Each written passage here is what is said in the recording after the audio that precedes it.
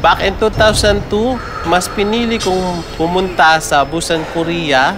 Pinag-isipan ko talaga ng ilang gabi kung ano ang uunahin ko. Kasi alam ko na kung umalis ako, wala na akong babalik ang scholarship.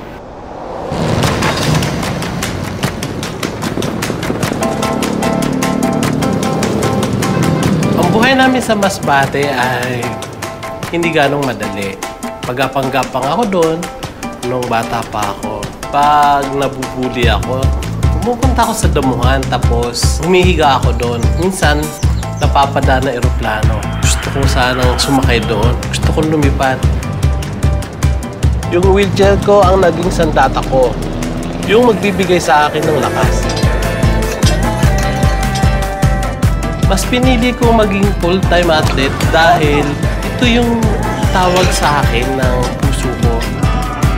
Pag naririnig ko yung national anthem dahil sa aking pagpakapanalo, naluha ako, galak talaga.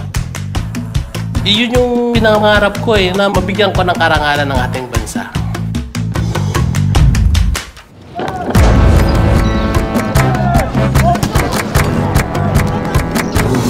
Tatandaan ko yung leader namin, ang lagi niyang bilin, "Be proud."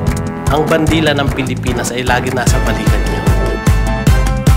Sa tuwing nagkukumpit ako, feeling ko lumulutang ako sa ere. Yung pala ang tinatawag nilang high na high sa sports. Kaya sa tuwing competition, gusto kong manalo. Kaya ako, lipad lang.